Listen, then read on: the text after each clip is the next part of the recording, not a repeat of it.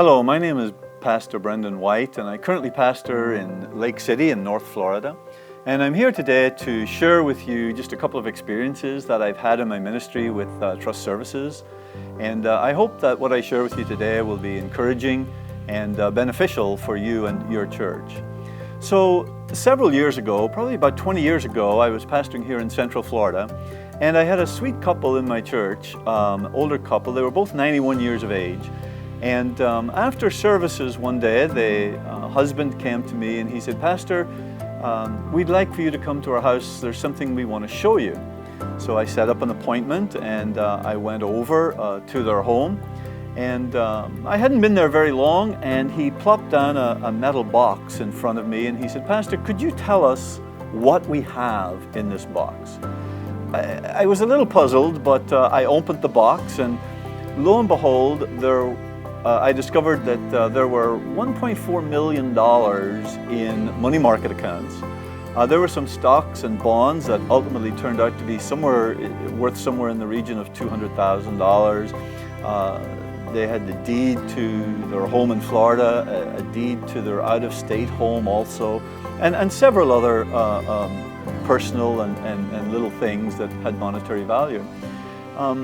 As I spoke with them, they indicated that they had a will and they had set up a trust account out of state.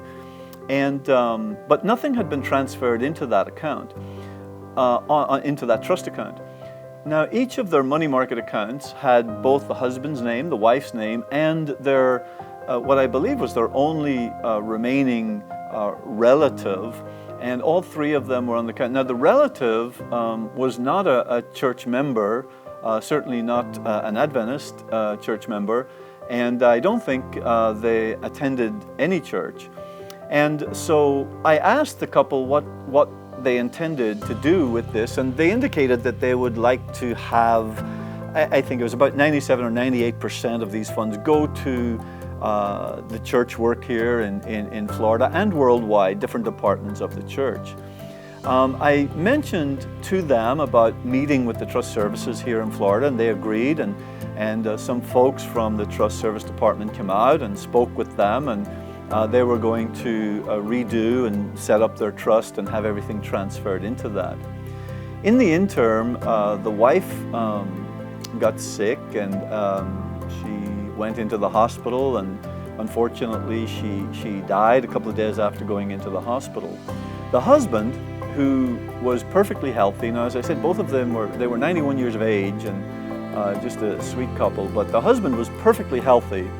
But the day after his wife died, they found him dead also in his home. He died in his sleep of natural causes, probably from a broken heart. And as a result, we had a double funeral for husband and wife, and the out-of-state relative whose name was on all of their accounts attended, and they sought me out, and the very first question they asked me was, did this couple, did my grandparents change their will?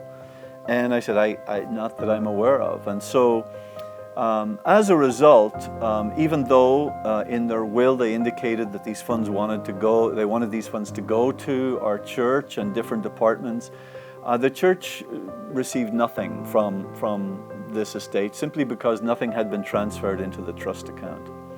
So I shared this with my current church some 20 years later, and I asked the church if they would be interested in having the Trust Services Department from the Florida Conference come and speak to them, and they said they would, and that was significant because it wasn't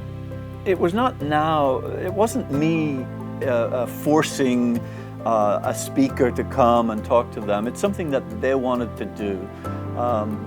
And they invited Phil Bond to come from the Trust Services Department. He came and did a wonderful job there. And as a result, we had, I think it was 5 and possibly a couple of other families that met with the Trust Services Department and arranged their affairs, not just their financial affairs, but everything they needed with the Trust Services Department. And of course, this service was provided to them as church members free of charge. The pastors, as you're watching this, I really want to appeal to you to take advantage of what's available to you and to your members. You will be doing your members a huge service by presenting Trust Services to them.